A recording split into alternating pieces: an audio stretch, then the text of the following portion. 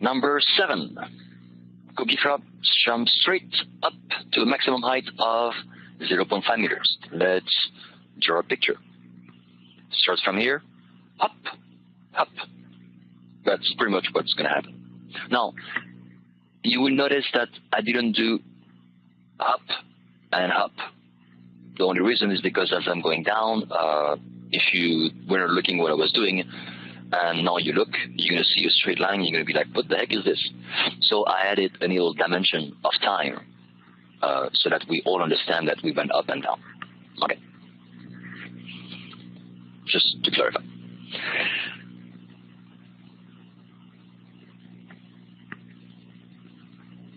So that's what's happening.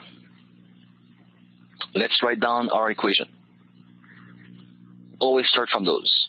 X is equal to x naught plus Vt. X is equal to x naught plus V naught t plus 1/2 at squared. Next, V is equal to V naught plus at. V squared is equal to V naught squared plus 2ax minus x naught. All right, so first of all, this is a free-form problem, therefore, which equation can go away? Excellent. So again, WI folks, I want you to state this is a free-form problem, therefore acceleration is 9.81 meters per second squared, therefore non-zero, hence we cannot use the first equation. Bing. Second, let's pick a coordinate system. Where do you want it and how? You want to use positive x up, positive x down, positive y up, positive y down, positive x left to what? And where do you want to put and locate the origin? I will take the first, okay, Cal suggests y up. Therefore, let's pick positive x right. Excellent. And now, where would you like to put the origin?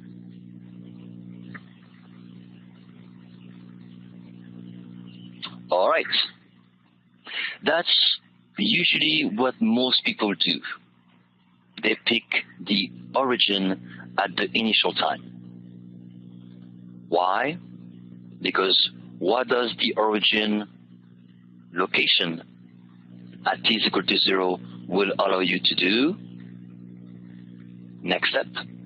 The position of your original coordinate system is located at t is equal to 0, and initial space implies which factor is going to be affected and how? Yeah! The initial position is nuked. Perfect. Then let's look at the label. Y is the one along the vertical, which is where our kinematic takes place. Therefore, the choice of our label for Y dictates what on our equation?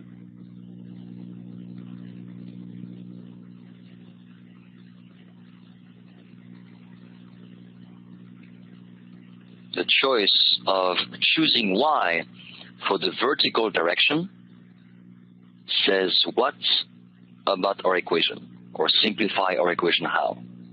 Yeah, excellent. All our x's become y's. There were only 2 left anyway. Up, up, up, up. Good. Let's go back to free fall. Free fall definitions state that the acceleration direction is down, and we decided to have a positive y up. So a combination of the property of free fall and the choice of our coordinate system tells us what? First, A or G's, that's with respect to convention, but the fact that the acceleration is down and we decided to have positive y up has also another consequence, which is excellent, that we need to change all the signs of our acceleration vector. Excellent. Perfect.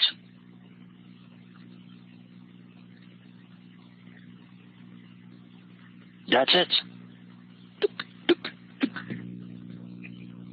Those are our simplified equations. Our phi naught is up because the frog is jumping upwards. So the sign of V naught is positive, we're good to go. All right, those are equations. Now let's look at what they ask for. What is the initial speed as it leaves the ground? So what are we looking for? Which is the variable that we're looking for? And what is the condition that we have? As we read this question carefully. Excellent. We're looking for V naught. And what is the condition? And only the magnitude of V naught. Almost. Almost. What is the initial speed as it leaves the ground? Ground. Sorry. What is that condition referring to? As it leaves the ground. Does it have something to do with acceleration, time, position, velocity? Remember, we have to find an equation that has what we're looking for and one condition. What is the condition? Yeah! Y is equal to 0. That's our condition. Always do this before you start playing with those stupid equations. You need to be very clear. What is it you're looking for? In this case, the speed, therefore the magnitude of V naught. And where? When? What is that condition? Perfect. So, we're looking for V naught if Y is equal to 0. What equation are we going to be able to use?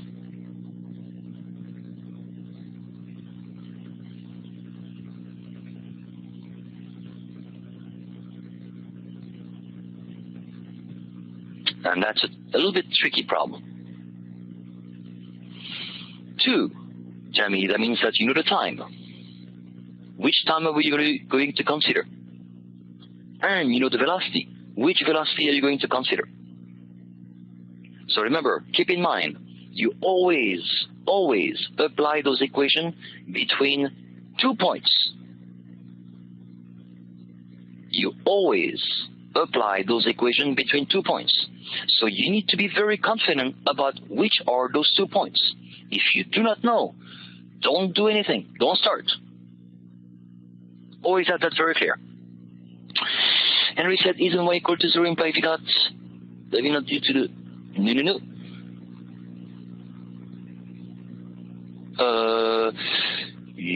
No. You're talking about Y naught. Y here is not equal to 0. It's not equal to 0. Not equal to 0. Not equal to 0. Not equal to 0. Not equal to 0. Here, Y is equal to 0. That was our Y naught. Does it make sense? Excellent. Okay, so again, remember, you always need to apply those equations between 2 points, an initial one and a final one. That being said, now you need to decide what are those 2 points. And you always need to be very clear. So I hope this helped. Which 2 points are you going to use and which equation you're going to use? So Michael suggested the third one. Okay, between which points are you going to apply the third one?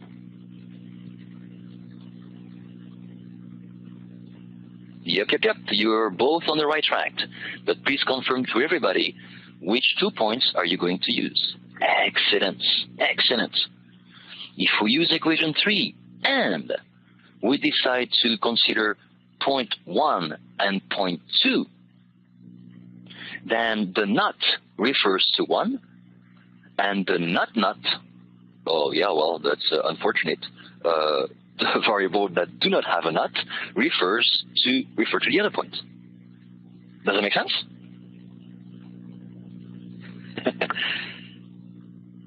And by having clarified this, then you know right away what V is.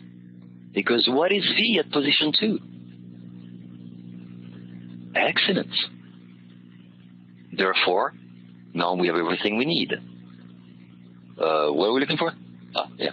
So V naught is going to be equal to 2GY square root, plus or minus. We know Y, we know G, we know 2. Y is going to be equal to positive 0.5 because we are above our x-axis. And which sign are we going to keep? Exactly, u to the apex or the apogee. Excellent. We're going to keep only the positive one. Perfect. Okay?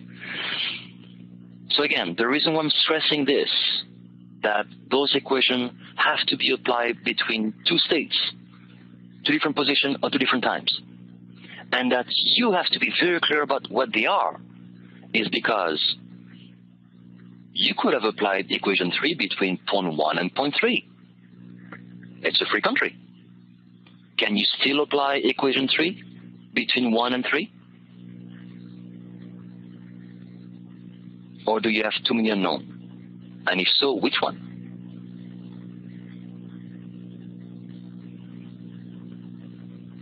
What is the value for y that you're going to plug if you apply this equation between 1 and 3?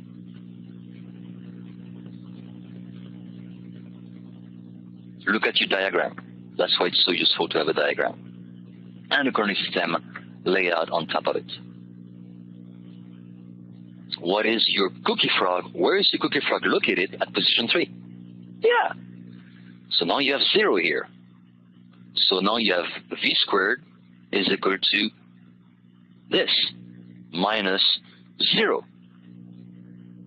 Correct? And as Henry pointed out, this velocity has to be the velocity at position 3. And that's the one that we need to obtain v naught. And we don't know what it is. So we're toast.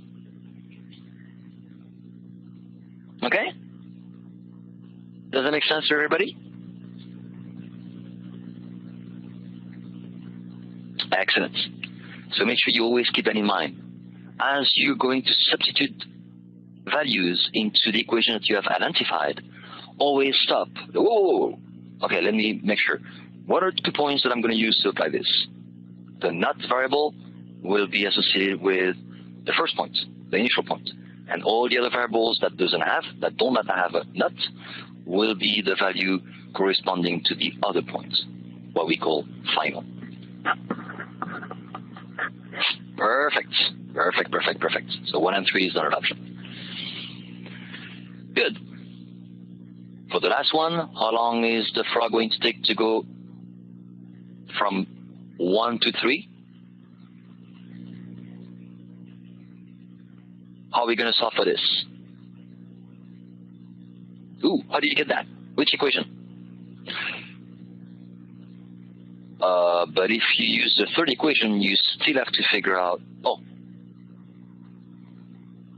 but how do you use the third function if there is no time? Yeah, we know v naught now, but there is no time in the third equation, and we're looking for time, right? All right, let's look for another one. V naught is 9.8? Oh, we end up being 9.8? Oh, yeah. You mean square root of 9.8. Michael. Yeah, about 3. Yeah, perfect. So, how are we going to get the time? Nah, no worries. Which equation has time?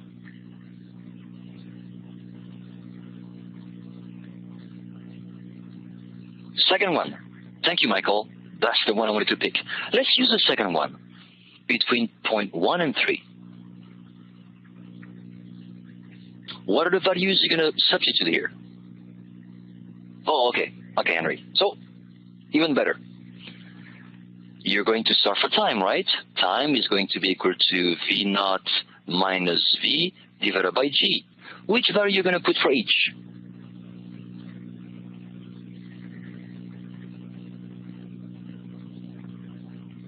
If you agree that the v naught was 3.13.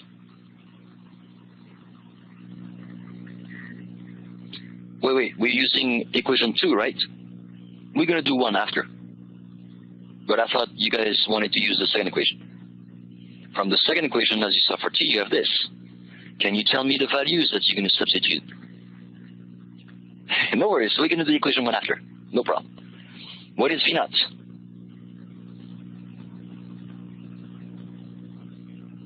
I know, there's a little trick here. 3.13. Okay. What are you going to use for V?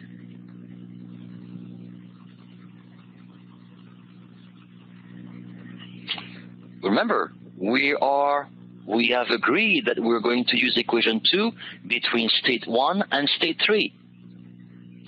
V is not 0 at state 3. We agreed earlier that in magnitude they were the same, right? Remember, when we do look at state 3, we're looking at the instant right before it's the ground. Because after it's the ground, then it's not free fall anymore. The acceleration is not going to be 9.81. So it's the instant right before. Excellent. Thank you, Dyson, for pointing that out. So do we all agree that V naught is negative 3.13 and not positive? That's the common mistake. People will end up with 0. Like, hey, time is equal to 0 to go up and down. That's something is funky. Okay? V naught is up. V right before it hits the ground is down.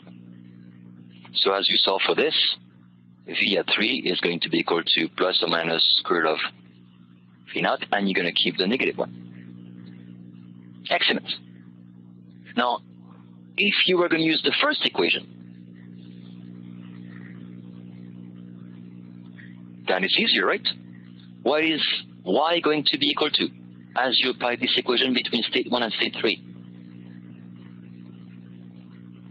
Y refers to state 3, right? What is y at 3? If we look at our diagram. Or if we cheat and scroll back up and look at what Henry was suggesting. Yeah, excellent, 0. So we have 0 is equal to V naught t minus 1/2 gt squared. Nice.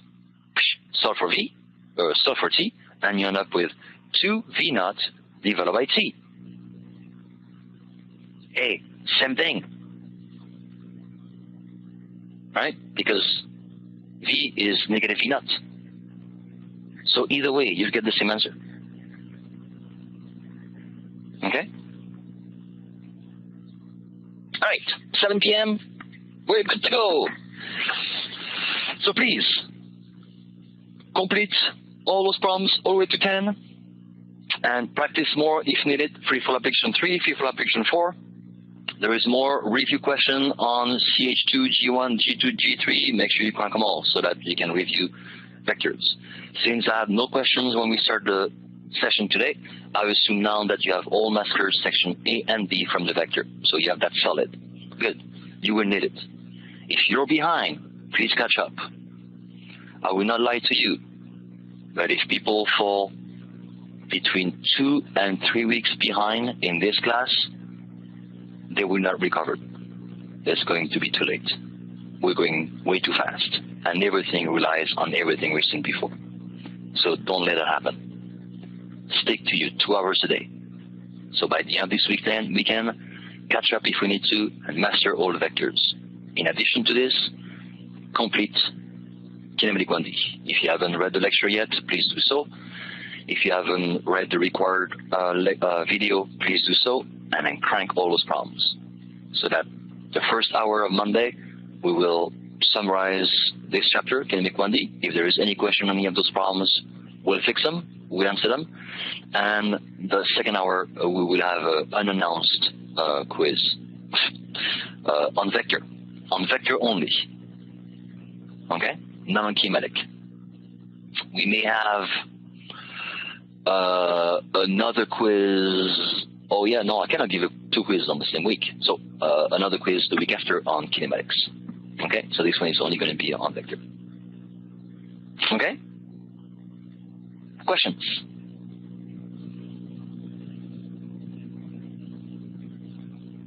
All right, so keep in mind, 17th chapter, 16 weeks. That's most likely your paced. A chapter a week. So far we're doing good. We did 2 chapter a week, which is good news, because then we can spend more time on more challenged chapter later on, which is 10, 11, 12. You know, remember, quizzes are through Google Form. So again, if you forgot, please rewatch the recording from last Monday. I'm going to send an email at the beginning of the quiz, as we are all going to be here. This email will have a link. You all click on that link. Okay, it comes back to mind. And then you're gonna be facing a Google form with a bunch of questions. I'm going to use those funny little thing as breakup rooms. I've never used it before, so it's going to be the first thing on Wednesday. On Monday. So let's see how that goes. Which means that you will be able to talk to each other as you work on the quiz. That's the whole point. So that you learn from each other. And then you have to submit your personal solution by the end of the hour. Okay? So everything that you will listen to the quiz is something that we've done before or that I have asked you to do before. So there shouldn't be any surprise. And those quizzes are here to make you realize, okay, I know what I'm doing. That was a piece of cake. I'm on track. Or, oopsie, I had a problem with this one. Therefore, I need to review those type of topics. You're welcome, Michael. But the reason for those quizzes is I've noticed often in the past that people procrastinate way too much. And they fall behind, they can't catch up, and they have to drop. So those quizzes are meant to help you not to fall behind and to help you identify, okay, I'm good, I'm not good, I need to study more, or I'm still on track. Okay, so hopefully this will help. So I really expect everybody to have full points on the quiz allocation points, because the tests are much harder, obviously. Okay? Any other questions? Sorry, I'm a little bit over time. So if you need to go, feel free to go, please. I'm still recording, so if you need to, go eat, to go drink, or go run, please do. And you can always watch the recording tomorrow and catch up on the last 10 minutes. Other question. I got an answer that was bigger than 1, 4. But that math seems to suggest that it should be less than 1. I got 1.33 for T. 1.33 for T. Oh, wait. I put a T here. That should have been a G, right? I'm sorry. Well, V naught is 3, right? So 2 times 3 is about 6. And divided by 10, 0.6. Oh, you forgot a T in there. Anyway. 3.13 times T. This one.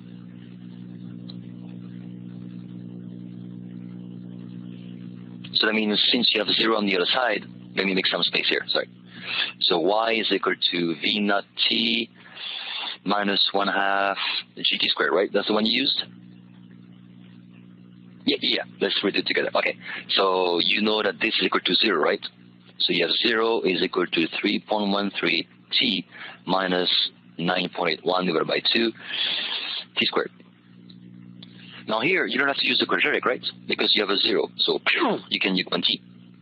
So as you solve for t, then you have 2 times 3.13 divided by 9.8. So roughly, it should be around 0.6.